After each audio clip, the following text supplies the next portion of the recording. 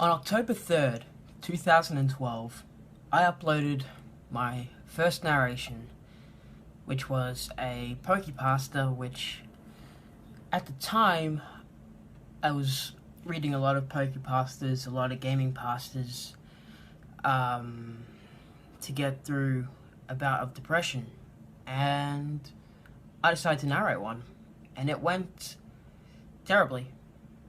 Absolutely horrible. Sound like shit. And my voice, if I told you that this was 4 years ago, so 20, if I told you I was 17 at the time, oh boy, you'd think I was 13. But from that video, I kept trying and I kept improving, and here we are, 235 episodes later. 4 years have passed, and how much the videos and my voice and everything has developed is crazy. And I like to do a thing on the anniversary of my channel every year.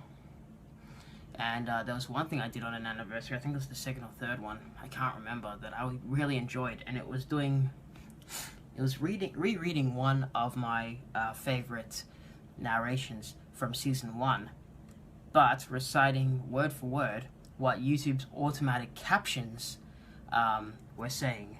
So, because of the 4-year anniversary, I'm going to do 2 of these. The first one is going to be the most viewed narration on the channel, Plankton Got Served, and the second one is going to be my favorite story on the top 20, which is... Ooh, Mickey's Best Friend is on here. Let's do that one. So, yeah, we're gonna have some fun with closed captions. I think it's gonna be really fun, at least, and I just want to do something fun. And then the third and final thing that I'm doing for the 4-year anniversary, I teased this on Facebook a while ago, but I'm going to narrate and not monetize a Harlan Ellison story, I Have No Mouth and I Must Scream. Now, this video is going to be not monetized. I get no profit off it. So, and if I do get any profit off it, I would contact Harlan Ellison and I'd gladly split 50-50, whatever he wanted to do. But I'm not going to make any profit off it, so that's a forewarning if I do it. So expect 3 special videos, 2 pseudo-narrations, and 1 narration, which will be episode 236.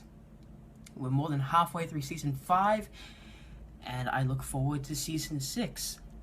And I look forward to the 5-year anniversary, which is going to be just a hell of a time.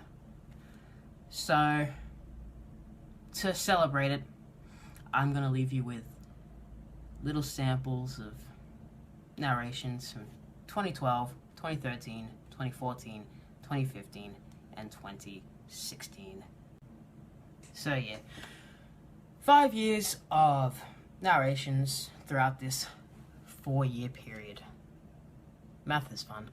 But, yeah, I didn't do too many on October 2012. My schedule was very spaced out at the time because I wasn't doing this regularly.